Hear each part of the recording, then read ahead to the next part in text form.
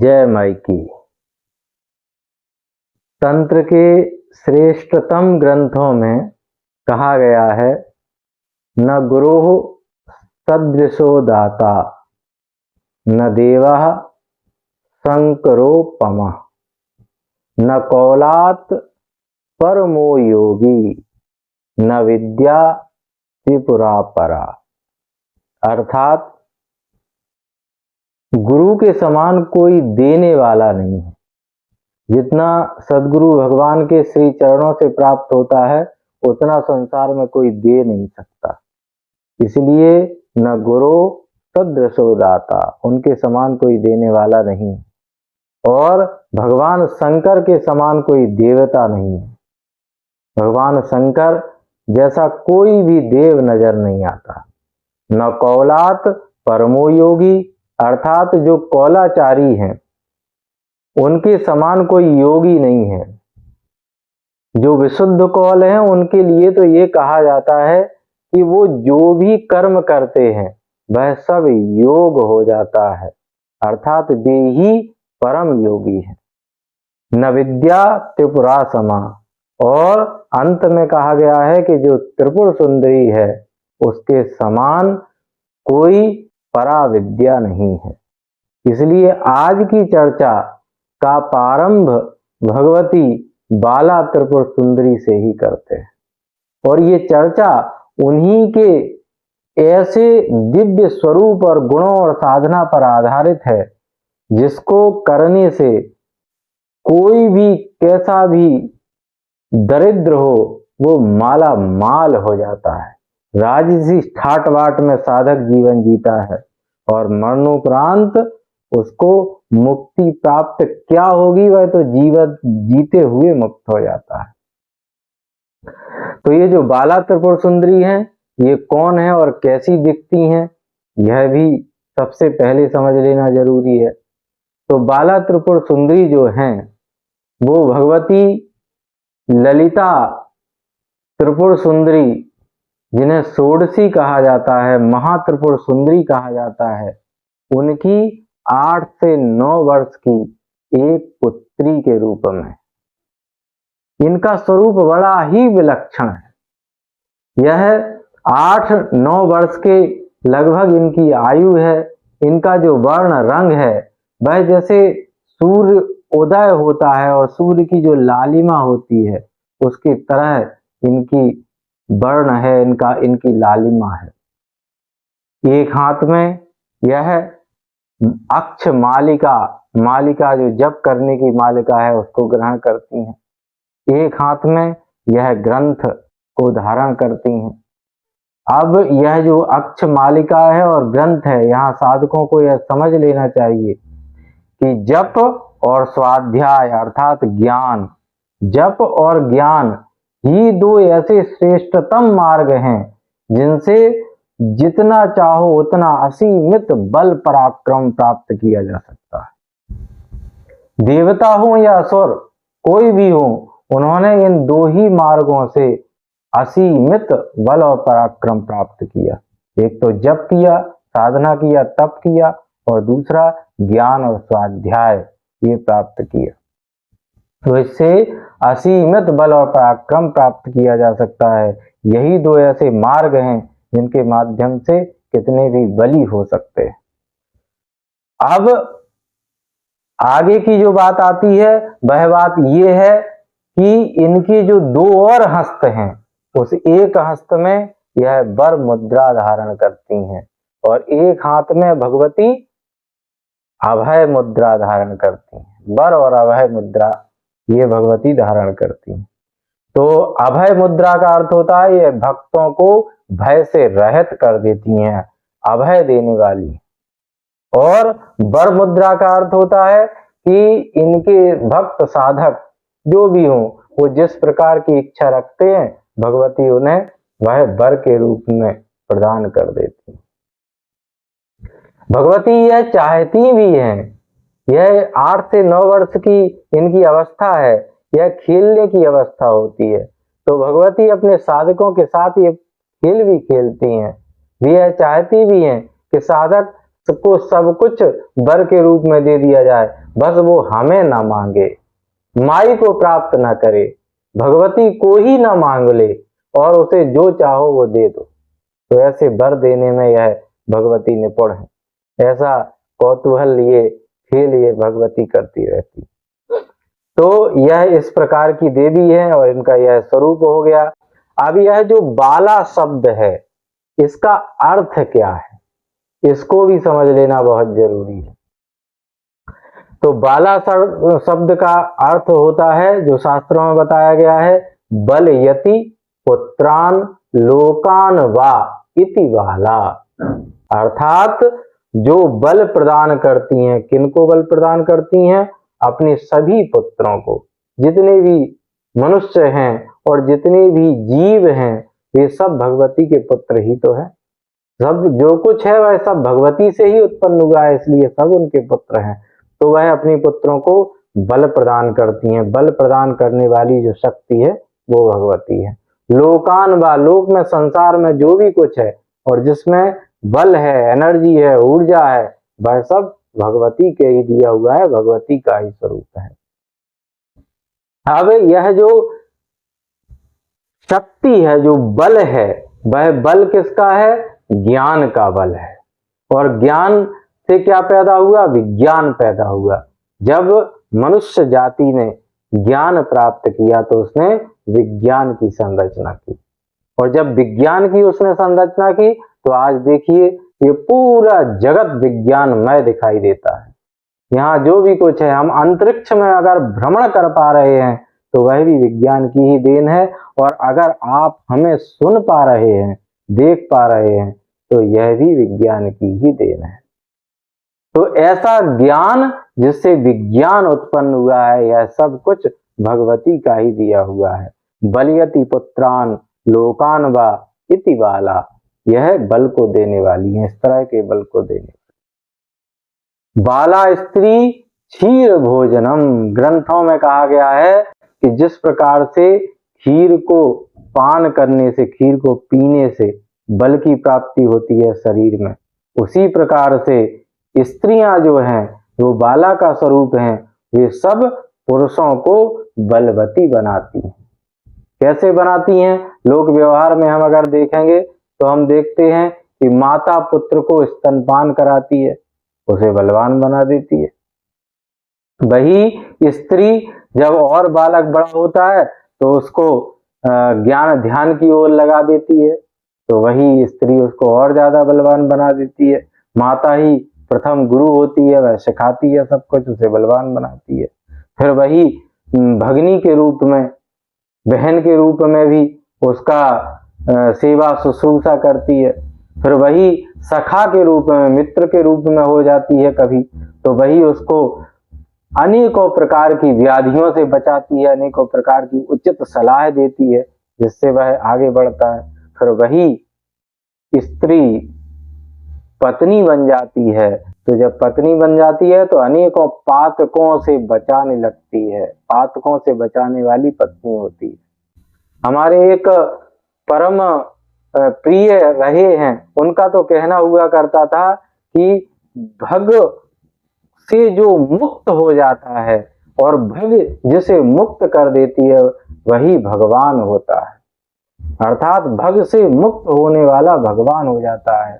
और भग तो स्त्रियों का, तो स्त्रियां के जो रूप लावण्य है उससे जो मुक्त हो जाते हैं, और ये सब उनकी ही इच्छा पर, उनकी ही कृपा के ऊपर आधारित होता है, वे ही भगवान कहलाते। भग से जो मुक्त है वही भगवान है। तो यह जो लोक व्यवहार में हम देखते हैं बाला का स्वरूप, वह सब ये भगवती का ऐसा स्वरूप है जो हमें समस्त प्रकार की इन लौकिक बीमारियों से मुक्त करके बलवान बना देता है। ऐसा यह भगवती का स्वरूप है। श्री बाला त्रिपुर सुंदरी जो मां है, इसकी साधना भी बड़ी ही दिव्य साधना है, परंतु आवश्यक यह है कि सर्वप्रथम इनकी साधना की मंत्र दीक्षा ग्रहण की जाए किसी सुयोग्य साधक से। सुयोग्य गुरु आपको मिल जाएं और वह इनका मंत्र आपको, मंत्रों का पूरा क्रम आपको प्रदान करें, पूरी विधि आपको समझाएं कैसे करना है, क्या करना है, किन नियमों का पालन करना है, इनका स्वरूप क्या है, इनका विज्ञान क्या है, इनकी तात्विक व्याख्या क्या है, यह सब आपको स्पष्ट करें और फिर आप इनकी साधना में उतरें, इनकी साधना करें, विधिवत उसका पुरस्कार करें और फिर लोक में परम ज्ञान को प्राप्त करते हुए बलश्रेष्ठ हो जाएं, बलवान हो जाएं। हनुमान जी से भी क्या मांगा जाता है? बल बुद्धि विद्या देहु मोह।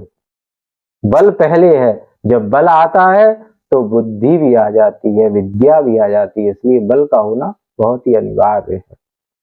तो ये जो बाला त्रिपुर सुंदरी महामाई का जो मंत्र है वह त्रिअक्षरी मंत्र होता है। इसमें 3 बीज होते हैं, 3 बीज मंत्रों से बना हुआ यह मंत्र होता है। पहला बीज होता है बाघ भव बीज, जो इनका पहला बीज मंत्र है। 3 बीज मंत्रों से यह मंत्र पूरा बना है और पहला जो बीज मंत्र है वह बाघ भव बीज है।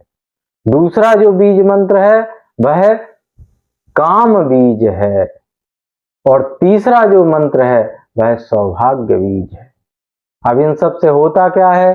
जो बाघ भव बीज है उससे करने से बौद्धिक बल प्राप्त होता है, बौद्धिक क्षमता प्राप्त होती है, ज्ञान का प्रादुर्भाव होता है, ज्ञान का प्रादुर्भाव से विज्ञान का जन्म होता है। तो बौद्धिक बल को देने वाला होता है बाघ भव बीज। फिर उसके बाद है काम बीज, शारीरिक बल को बढ़ाने के काम करता है। काम बीज जो है वो भगवती काली का भी बीज है, भगवान कृष्ण का भी बीज मंत्र है। तो यह सभी जो है बल को बढ़ाने वाला यह बीज मंत्र है। भगवान कृष्ण देखिए कितने बलवान हुए। तो यह जो काम बीज है यह शारीरिक बल को बढ़ाता है। तो अगर बौद्धिक बल भी हो, शारीरिक बल भी हो, लेकिन साहस ना हो तो दोनों ही बेकार हो जाते हैं। तो यह जो सौभाग्य बीज है वह साहस को बढ़ाने वाला है, साहसी हो जाता है साधक। तो बौद्धिक बल भी प्राप्त है, शारीरिक बल भी प्राप्त है और साहस भी अगर साधक को प्राप्त है तो संसार में ऐसा क्या है जिसे वो चाहे और प्राप्त ना कर सके। भगवती की कृपा से सब कुछ प्राप्त हो जाता है। भगवती बाला त्रिपुर सुंदरी की जो ग्रंथों में कथा प्राप्त होती है वह भी बड़ी ही दिव्य कथा है। यह जो भगवती बाला त्रिपुर सुंदरी है इनकी कथा भंडासुर के वध की कथा में आती है ग्रंथों में। अब यह भंडासुर कौन था? यह महालक्ष्मी का एक भक्त और सेवक था, किंतु इनकी साधना में, सेवा में, महालक्ष्मी की साधना सेवा में कुछ त्रुटि हो गई और त्रुटि होने से भगवती ने उसे श्राप दे दिया कि तू राक्षस हो जा। फिर उसने क्षमा याचना करी तो भगवती ने उसे वरदान भी दिया, बड़ी करुणामयी है, तो उन्होंने वरदान भी दिया कि तुम्हारा वध भगवती ललिता त्रिपुर सुंदरी के हाथों के द्वारा होगा, जिनकी साधना स्वयं भगवती लक्ष्मी करती, उनके द्वारा वरदान दिया कि उनके द्वारा तुम्हारा वध होगा। यह बड़ा पराक्रमी दैत्य हुआ, राक्षस हुआ। इसके 30 पुत्र थे। एक बार इन 30 पुत्रों ने भगवती ललिता त्रिपुर सुंदरी के ऊपर जो है आक्रमण किया। तो दूर से आता हुआ देखा जब इस दिव्य सेना को, तो भगवती जो बाला त्रिपुर सुंदरी है, जो माँ ललिता त्रिपुर सुंदरी की पुत्री हैं, उन्होंने अपनी माँ से इच्छा प्रकट की। उन्होंने कहा कि हे माँ, मैं इन सब से युद्ध करना चाहती हूँ, मेरी तो अभी खेलने की उम्र है, आयु है, तो मैं जरा युद्ध का कौशल इनके साथ कुछ खेलना चाहती हूँ। देखिए इतनी पराक्रमी है, इतने बड़े जो है 30 महापुत्रों को के साथ यह युद्ध में खेलना चाहती है। भगवती ने बड़ी ममता की, दुलार किया और फिर इनके साथ में अपनी 2 जो है मंत्रिणी और दंडनी इनको भेजा, जो भगवती का ही स्वरूप है। जो दंडनी है वह बाराही कही जाती है, बाराही भगवती का नाम ही दंडनी है। तो उनको इनके साथ लगा दिया और कहा कि जाओ इनके साथ और सेना को का वध करो। भगवती ने बड़ा पराक्रम दिखाया, अपने 30 बाणों को एक साथ संधान किया और 30 पुत्रों का वध कर दिया। उसके बाद जब भंडासुर था वह बड़ा ही क्रुद्ध हुआ और उसने भी आक्रमण कर दिया।